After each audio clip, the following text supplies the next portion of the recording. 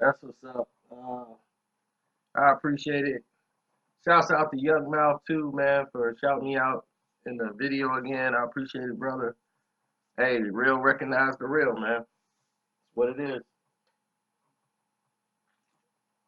And a lot of you coming to my emails and hitting me up in the donate button and leaving me message in the stream lab talking about this 50 Cent and his partner Randall, his buddy. Like, what's going on over there, man? Why is 50 going so hard at him? Who is this dude?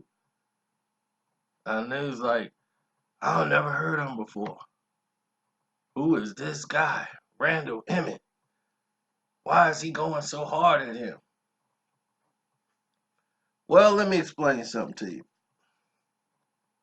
Randall Emmett is a film producer, uh, and basically that. But he's mostly personal assistant of Mark Wahlberg. That was his claim to fame. He was a errand boy for Mark Wahlberg, and Mark and him, you know him through Mark. 50 and Mark was cool, and once 50 Cent and Mark Wahlberg was tight, other things start to develop, like friendships, business, and at this point, 50 was mostly leaning out of the music business because he was going through a transitional period when he was trying to get out of Interscope because they, ruining his music career. So he's looking more into film and getting behind the production portion of the business instead of being an actor. He'd rather produce his own films. Now, with that being said, 50's been blasting Randall all over the internet lately, talking about this money he owes. Like, man, you owe me $1 million. Phil, this ain't the kind of guy you want to owe at all. Phil, man, stop playing with me, man. You think I can't touch you, man? Stop playing before I hurt you, man. Give me my money. And right now he's gonna go on internet and make it an embarrassing thing for Randall when no one ever knew about it. See, sometimes when people who your friends owe you money, they feel that it's cool to pay you at their leisure or when it's most convenient for you. I mean, for them instead of you. You're gonna be like, look, man, I need my money. I don't give a damn what you got going on. I need my money. Biff don't need to explain a reason why he needs the money. It's his money.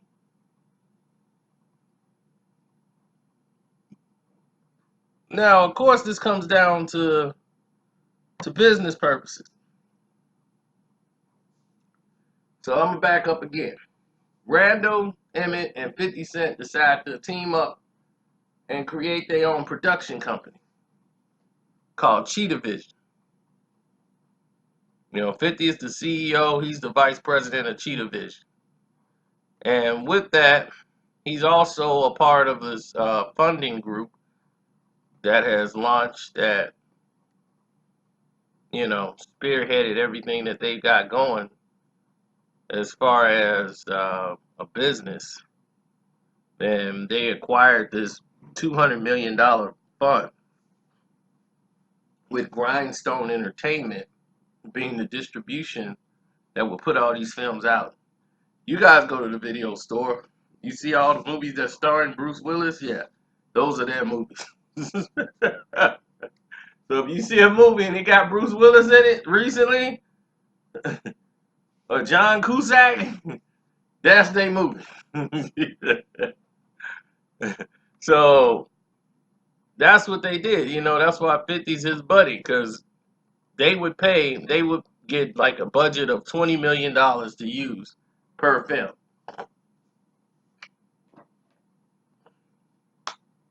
as part of the hedge fund. firm thing, but they've been putting out films that cost way less than $20 million for the money. So where did the other money go? Who knows? Nobody's asking any questions. Some movies look like they took $5 to make. But anyway, they went ahead and got the money anyhow. They got their fund, and everything was going good. And what's his name's wife, Randall's wife at the time, you know, they had just had another child, and all of these things were transpiring during the time that this was going on. They had the height of their success, and he had just got married right before him and Fifth really got tight and started immediately making moves. And during that marriage, it was just a lot of things going wrong as the money was coming in and opportunities was happening. His marriage was falling apart as they having kids back to back, and they just arguing all the time, and he's basically doing his thing and wilding out because now he's like, I'm sitting at the big boy table, but he really isn't. So Randall ended up in a divorce that he basically filed for separation, and once it got approved and all these things, he had borrowed some money during this whole transition thing. Things didn't work out. Things were kind of left on the individual. But he was good for it. You know, he had money coming in. He just didn't have it at that time. And he owed Fit for some, you know, for things that he got from the company. He owes him $1 million more. You know, he borrowed more, but he needed that $1 million. You know what I'm saying? So he owes about $1 million to Fifth, or about $750. But this is substantial now. 50 will get it. But now he knows that once he gets this money, the friendship is done, the partnership is done. They pretty much are not going to be business partners after this. But you never know.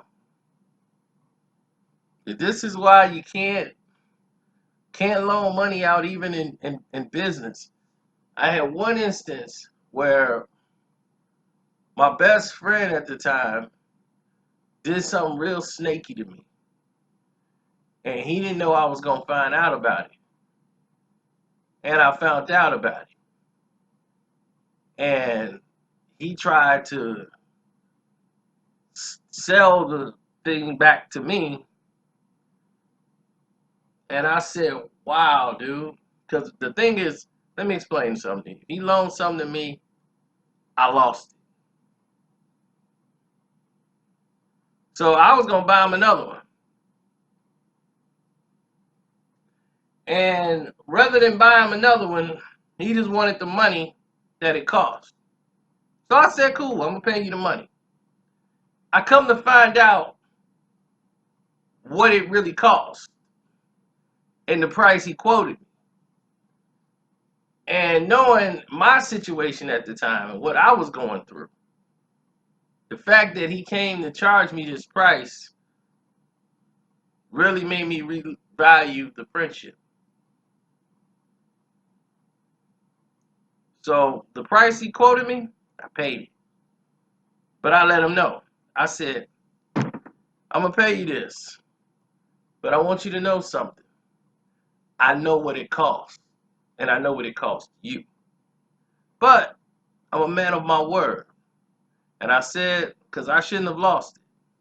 But here, there's the money that you asked me for. Now note this. Don't ever ask anything of me. It is now business. If I do something for you, I expect my money. And nothing will be done on the strength. From this day forward, you will have to pay me what you owe me. That day, that moment, that time. And you know what? He never missed a day. Anytime he wanted to borrow something, I never had to ask. The money was there. And we got along fine. From that point on. So they might work past this. We work past it. And we never had any problems because if there was any instance where I paid for something and if I had to get his end of the money in advance, that money was there ASAP. No problem. I got it that day, that moment when I asked. Because he knew. He screwed up that one time and he wasn't going to do that again. So that let me know and understand that he truly, truly, truly knew he screwed up, but wanted to make it right. And he was making it right, and he made it right for the rest of his life.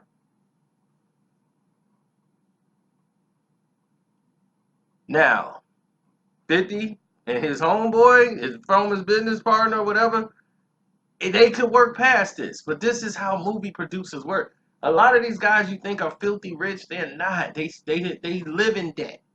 Most of these guys are swimming in it, and they screw it up so much that all that's left for them is parties and living off the next project, back end money coming in. They screw around so much money, and people like, man, you produced all these films. They don't even remember half the films they didn't produce.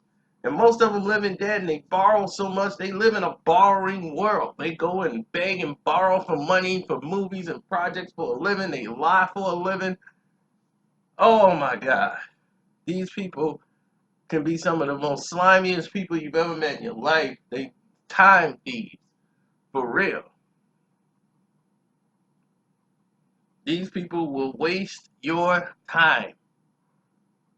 Drag you along through the mud, email after email, phone calls. They lie, lie, lie. Oh, I just came out of a meeting with Randy right now, and I swear to God, your project was the second thing on his desk. I saw it right there. All of these things be lying. Lies, lies, lies. So these people lie for a living. So knowing that they lie for a living, you have to be prepared for what is to follow behind all that. You're already into that world where lying is like second nature. So if you're not like, you come from an area where you think everybody got to be 100, and you come into this might be a shock in the system. But if you can move in a room with snakes, then you might be able to make your way in a figure eight. So that's all that's going on here. Fifth was owed some money from a business partner. He had a hard time going through some divorces. Now he with this new chick that he's spending money on from a show he producing. He's one of those guys. So whatever. He'll forget his money. Believe me. Because one thing they hate is public humiliation. And this is public humiliation for him, knowing that he had to borrow money from 50 Cent. Yeah, so it is what it is. Anyway, don't forget, if you want to donate to the page, hit me up on the Cash App. I'm Carcino on the Cash App. And don't forget to subscribe, like the video, and all those other wonderful things. I'm out.